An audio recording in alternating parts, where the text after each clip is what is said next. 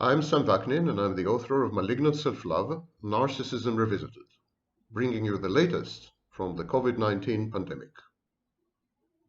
Anthony Fauci is a famous medical celebrity in the United States.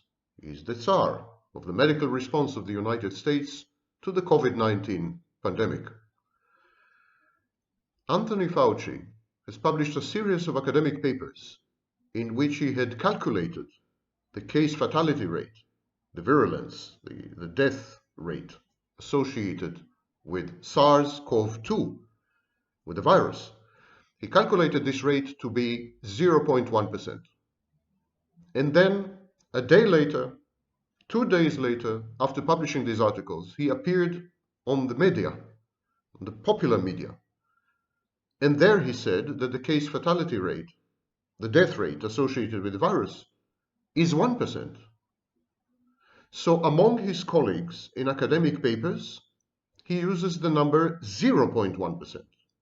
When he appears in the popular media, such as, for example, on Comedy Central on March 27th, he uses a number that he knows very well is wrong and exaggerated by a factor of 10. For you to understand, he published an article in the New England Medical Journal on March 26th, where he had calculated the death rate to be 0.1%. And then on March 27th, he appeared on Comedy Central, and he said the death rate is 1%, knowing full well that he is providing inaccurate information, not to use worse terms. Why is Anthony Fauci misleading the public? Why has he been doing it repeatedly for months now? This gives rise, of course, to conspiracy theories. The government is planning military rule all over the United States. Donald Trump is planning to postpone or cancel the elections. There are numerous conspiracy theories floating around. I think the truth is much simpler. The virus is an unknown entity, unknown quantity. No one knows what it is capable or not capable of doing. There's a dearth of data. We'll come to it in a minute. So both medical professionals and politicians panic, simply panic. They want people to stay indoors because they don't know any better. They are not sure of what they're doing. And so they want to scare people. They're creating panic on purpose. The panic that has swept across the globe is designed, is intentional, and its aim is to keep you indoors. They're afraid that if they give you the real numbers, you will simply say, well, the hell with it, it's not much worse than the flu. And you'll go out in your millions. And then when you go out in your millions, something may happen. They don't know what. No one does. If you want the straight dope, if you want the truth on COVID-19, you should watch unbiased medical authorities, not conspiracy theorists, not government employees, but third-party, academic, unbiased authorities. 2 or 3 weeks ago, in my first video on COVID-19, I suggested that based on a mathematical model that I had used, and that is in wide use, I didn't invent it, the case fatality rate should be around 0.7%. Today, I had been proven wrong. The case fatality rate is actually 1/10 of this. Here is the unvarnished truth. COVID-19 is not much worse than a bad flu. Nothing more, nothing less. And you don't have to trust me on this. Watch any video on COVID-19 by Professor John Ioannidis, Ioannidis, John Ioannidis of Stanford University, the quintessential medical doctor, avuncular, calm, reasoned, well-informed, not jumping to conclusion, not panicking, not lying. Read anything written by Professor J. Bhattacharya from Stanford University as well. Bhattacharya, B-H-A-T-T-A-C-H-A-R-Y-A. Not his fault, this family name. Jay Bhattacharya and his team have just finished calculating and publishing the case fatality rate, the mortality rate, and other critical epidemiological numerical factors. And they discovered that it's true. COVID-19 is not much worse than a bad flu. And we have had such pandemics of bad flu in 2008, 2009, and 2 years ago. So detox yourself. Watch these people, read these people, and also watch Professor Sucharit Bhakdi, Bhakdi, of Mainz University in Germany.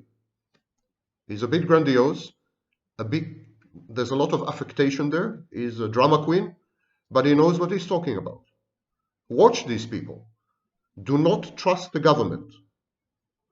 Don't trust even me. Just watch these people. Now let's talk about a few of the outstanding issues.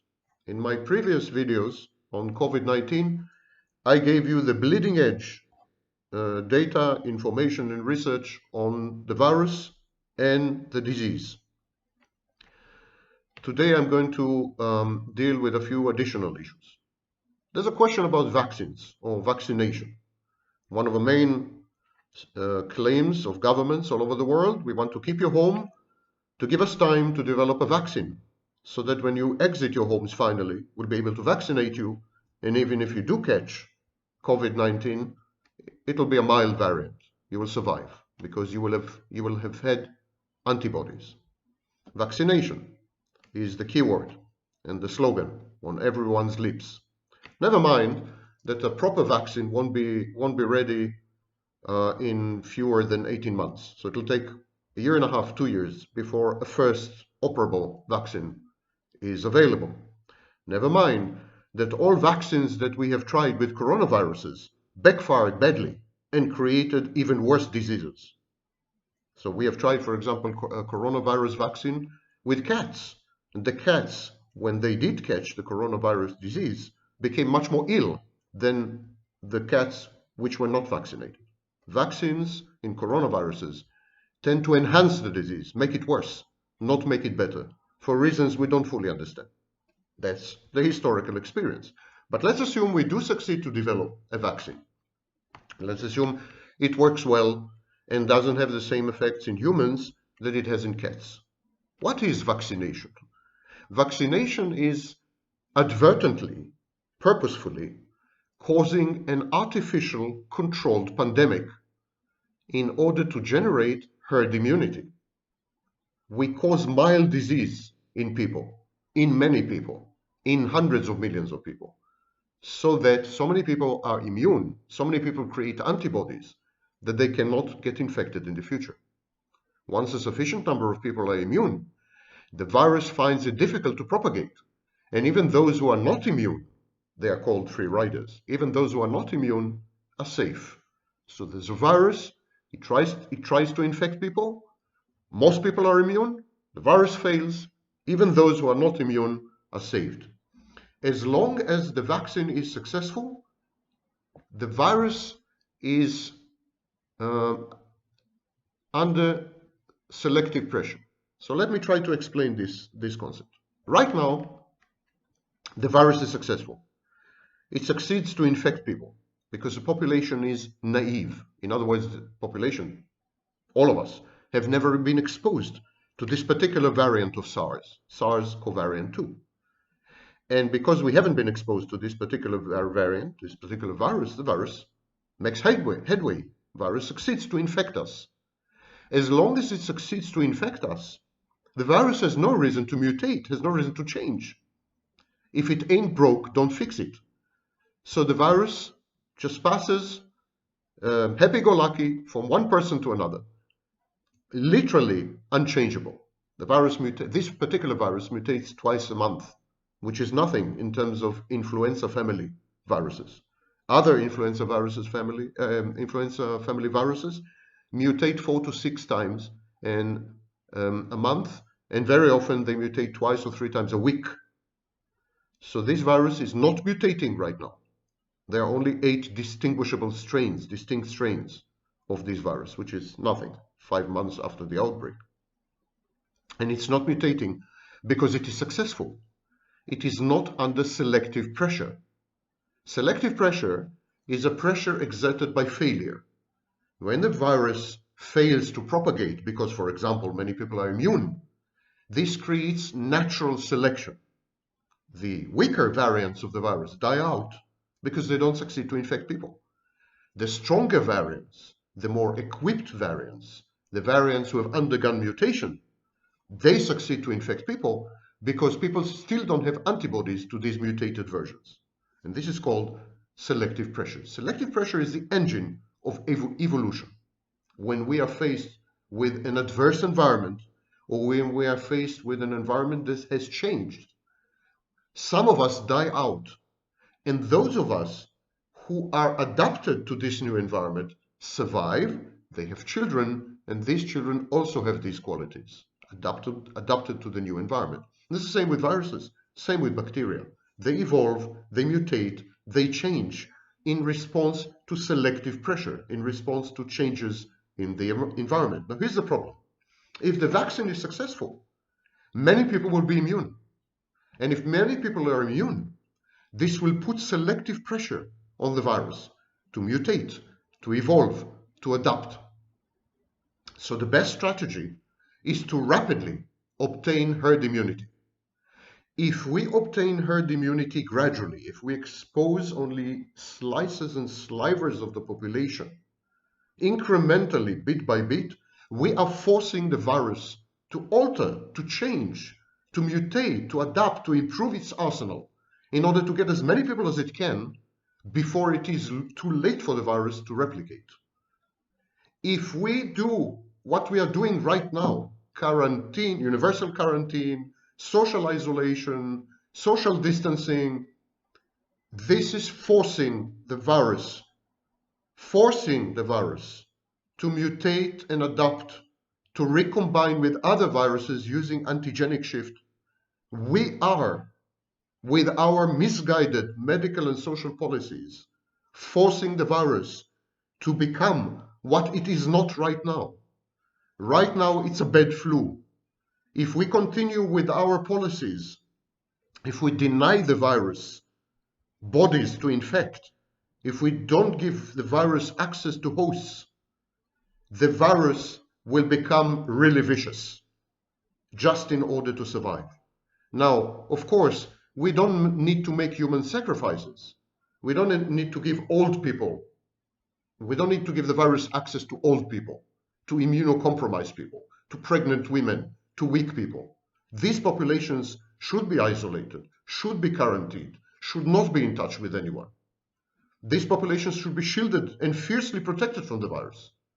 But all the others should be exposed to the virus so that the virus can propagate and replicate, use human cells to replicate itself and feel happy and not have bad blood with humans for having denied it the possibility to exist. It's a war, and we need to declare a truce with the virus. We need to let the virus survive, because if we do not, it will not let us survive. Let it be clear. Presumably, a warmer or more humid weather should have a restraining effect on the pandemic. Spring and summer present a unique opportunity, a window of opportunity, to allow the populations which are less vulnerable to get infected. We need to create herd immunity now. It may be already too late. I'm seeing signs that the virus has undergone antigenic shift. The virus is now killing babies. There's been yet another case. The virus is killing teenagers in the United Kingdom. Literally every day there's a teenager or two who is dying. Newborn babies. The first baby was 9 months old. There's a newborn baby that's been killed. These are seriously frightening signs. It may indicate that the virus cannot find hosts because we are all alone in our apartments. And so the virus says, the hell with it. I'm going to change myself. I'm going to change myself so that I'm going to infect whoever. I'm going to infect children. I'm going to infect babies. I'm going to infect strong people. I'm going to infect people with strong immune systems. The virus, probably the first thing the virus will do, it will cloak itself. It will steal or combine genetic material from another virus so as to deceive the immune system. So our immunological system, our immune system, won't be able to see the virus at all and will not be reacting. I'm seeing signs of this as well. I'm seeing people who have had one bout, one attack of COVID-19, then they feel well for 5, 6 days, and then they have another round. This is a sign that the immune system fails to detect the virus for a few days. Because our symptoms, fever, fatigue, the cough itself, these are the reactions of the immune system to the virus. If the immune system can't see the virus, we won't have fever. We will not feel tired. We will not cough. We will not have diarrhea. If the immune system fails to see the virus, we will feel totally healthy. And I'm beginning to see signs that this is happening. Now, there are dozens of countries which implemented quarantine and social distancing measures only very recently. These are the countries, actually, with moderate to high infection rates per million population, but by far the lowest death rates, lowest case fatality rates. I'm going to repeat this because it's counterintuitive and it's against all the panic propaganda that is thrown at you via the media by governments. The countries which have implemented quarantine and social distancing late in the game are the countries where the fewest people are dying. Yes, in some of them the infection rates are very high, but the fewest people are dying. These countries include China. China ignored the pandemic for 2 months. Israel, Russia, Sweden, North Macedonia, the United States, Brazil, most of Africa, most of Latin America, Mexico, Asia, and refugee camps everywhere. In all these places, there was no quarantine, no social distancing, nothing. And lo and behold, even though the number of infections is enormous, the number of deaths is minimal and less than minimal. And that includes countries like Germany and, as I mentioned, Israel. Luckily for humanity, quarantines and social distancing are luxuries that only the self-indulgent and navel-gazing West can afford. The rest of the world can't implement it simply. People live in close quarters, there are numerous homeless people, refugee camps, 70 million people are internally displaced and refugees. People live in villages. I mean, there's no way to implement these measures.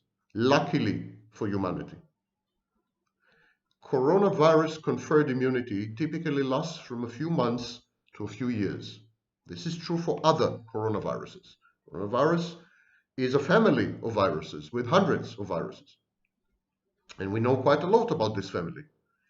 So there was no need for such enormous panic.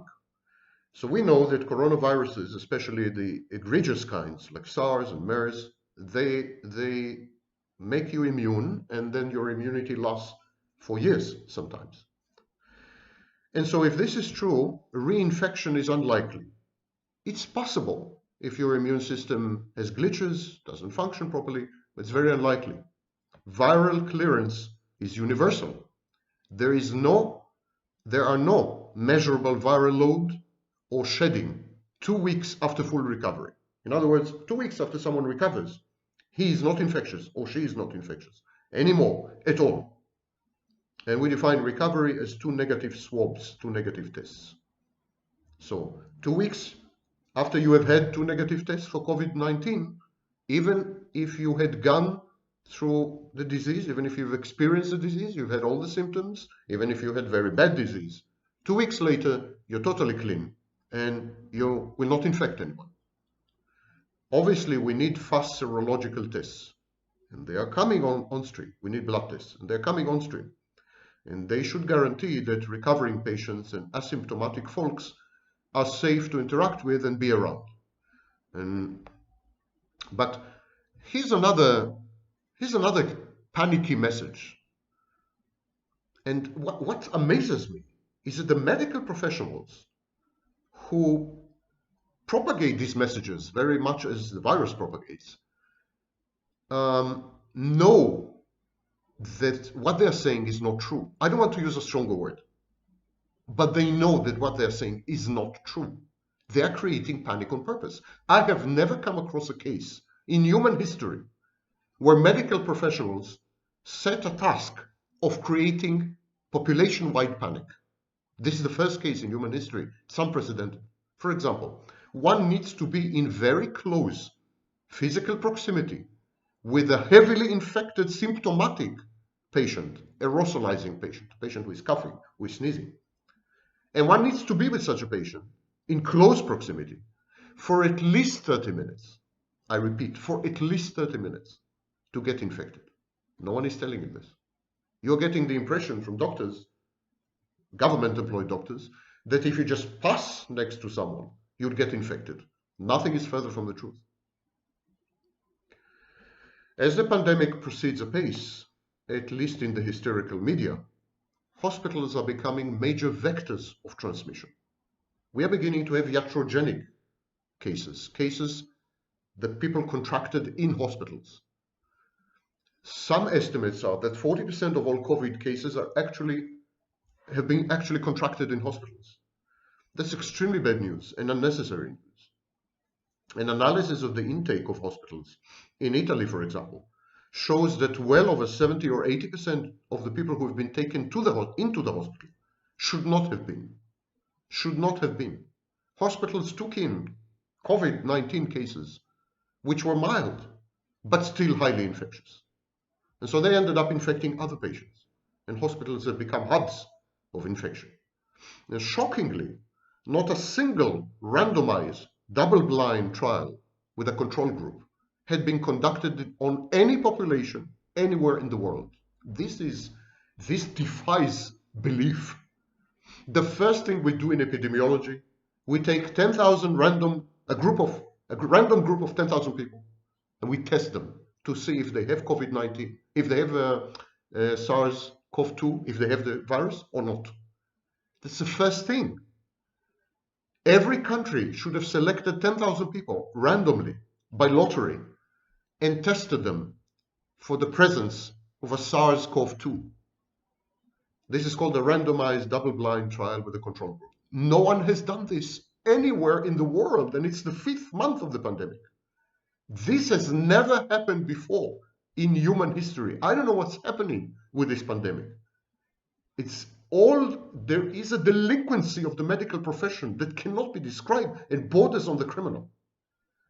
It is a reflexive first step in any pandemic, these randomized trials. When the authorities wish to reduce panic, and when we need to have reliable epidemiological data, when we don't want to fan and leverage the panic for tyrannical power grabs, like in Hungary or Serbia or Russia, or frankly the United States or the United Kingdom, when the aim is to heal and cure and contain, not to abuse and leverage the pandemic for political ends, randomized trials are not the last step. They're absolutely the first step. How else would we know whether, for example, the majority of the population has the virus? Most viruses infect upward of 90% of the population. 90% of the population of Earth have herpes.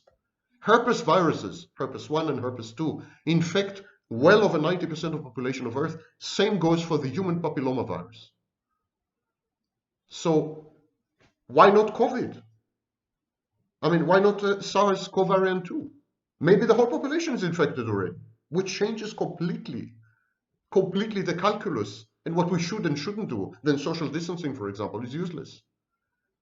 And yet no one conducted these tests. I can't tell you, as someone who has studied medicine, I can't tell you how shocking this is. And doubts are also rising regarding the cause of death in many cases, especially with the elderly, the immunocompromised, and those with pre-existing conditions. Was the virus just present in their bodies when they had died? Or did the virus cause the death? No one knows. Someone dies, they test the body to see if there's COVID, if the virus is present. Yes, it's present. They chalk it off. They say, well, he died of the virus. That's not always true. Someone could die, for example, from a heart attack, and their body is full of the virus. And yet it was not the virus who killed them. There is no such distinction made. In Italy, the majority of patients who had died, were over the age of 81. 81. How likely is it that most of them actually died of other natural causes? Very likely. Very likely. It's extremely likely that a majority of the patients who had died in Italy, ostensibly from COVID-19, actually died of other natural causes and reasons. And that includes typical pneumonias. All people die of pneumonia. It is the fourth natural cause of death among all people. Respiratory distress, for a myriad other reasons. Coronavirus could be a catalyst of other disorders and diseases. How dare we put all dead patients, all casualties and fatalities into the same group? This is very misleading. And we are destroying our civilization, our economies, and the very fabric of our society in a panic reaction, the likes of which the world has never seen, fanned deliberately by the political elites in cahoots with unscrupulous, celebrity-seeking medical professionals. If this is not malignant pathological narcissism, I don't know what is. Finally, how many of these symptoms are psychogenic? How many of these symptoms are psychosomatic? How many of these symptoms constitute somatization? In other words, how many of these symptoms are because of the panic? Shortness of breath, for example, chest pains. They are classic symptoms of anxiety disorders. And respiratory distress in patients is typical in panic attacks. Maybe many of these cases have nothing to do with the virus. They have actually much more to do with Anthony Fauci and his inane, inaccurate, and fallacious proclamations. Maybe it is the panic that's creating shortness of breath, chest pains, respiratory distress. All patients with zoonotic coronaviruses react. I mean, patients who are ill, elderly, pre-existing conditions, they react with respiratory distress. Respiratory distress is nothing new. Coronaviruses are nothing new. The flu is nothing new. None of it is new. The only thing is this specific virus. We lack a lot of information. But we don't lack information so much about the virus as about the populations that it affects. And yet, all the efforts go towards studying the virus, and there's zero effort directed at the populations that it allegedly affects. And we're implementing measures that are bordering on dictatorships. We are destroying democracy. We are ruining the financial system, our economies, everything. I, for the first time in my life, sympathize with conspiracy theorists. I have written extensively against conspiracy theories. I've mocked conspiracy theories. But I must admit, had I been a weaker, less logical, more paranoid person, I would have ended up a conspiracy theorist after this pandemic, or within this pandemic. Something is seriously awry. Something is seriously wrong with the reaction of the political elites and the medical establishment and the mainstream media. Something very bad is happening, very evil.